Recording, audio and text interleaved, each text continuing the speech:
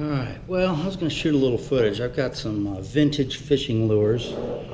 My grandpa Jafke was a fisherman. He was mostly a fly fisherman, but he had some hard baits here too, and this is most of them. I think there was a couple of other ones, but I just wanted to kind of get a little footage of them. They're pretty bizarre looking, some of them. I mean, when you look at the way they're made with all the, you take this mouse here, it's got the metal lip, and it's got a lot of screws and a lot of metal pieces. A lot of plastic was used in some of these too, with the plastic eyes and multiple things. Some of these don't have names on them, and I don't know what they are, and some of them I do. It's got a lot of head and stuff in here. The head and tiny torpedo, which is a cool little lure. The head and tiny, what is this one? Tad, tiny tad, that one is. This one here I want to throw, well, I actually threw it again in the river, but I want to take some of these out and fish. This is the river runt. It's a shallow runner. Kind of wobbles real wide under the water, but I might take these out in the pool and shoot them. It's the head and tiny floating runt. I think that was a pretty popular lure of theirs. And there's a couple of these bizarre things where they're got the hook eyelet coming out of the back dorsal, or out of the back fin. And there again, some of that old metal wiring harness stuff they use.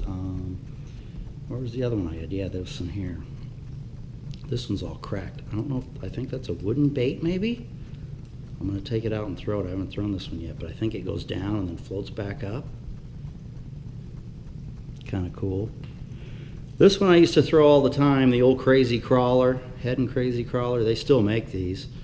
I was a little kid, and I used to throw this and bloop, bloop, bloop, bloop, bloop, bloop. I've never caught anything on it yet, but that was back before I knew how to fish. So I might take some of these and change the hooks out and see what I can do.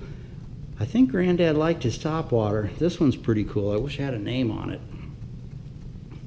It's like a really light, soft wood, balsa wood maybe. But look, it's got those old fittings in there. Doesn't have any name on it, but it looks worn out. I'm guessing Granddad maybe might have thrown this one. Pretty cool.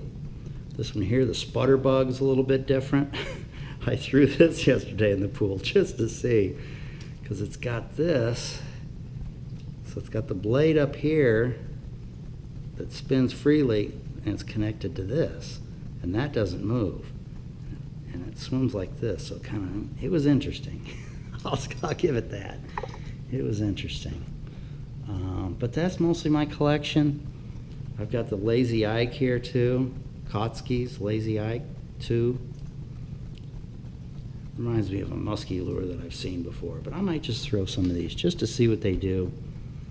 See, here's another one with the, and this one's got a fancy paint job on it. I was reading about these vintage companies, and I can't remember if that was South Bend. One of them came across this new way to paint things, and I'm guessing this is maybe one of those. But there again, it's got no name on it, so I really don't know. I've got a couple of the head and poppers too, the little, what do they call them? The head and tiny Lucky 15. I've got two of those. I've got that one, and I've got this one. But they're pretty cool. Oh, and this one here is kind of cool looking too. This is a really light, must be a balsa wood bait. I don't know if that's hand carved.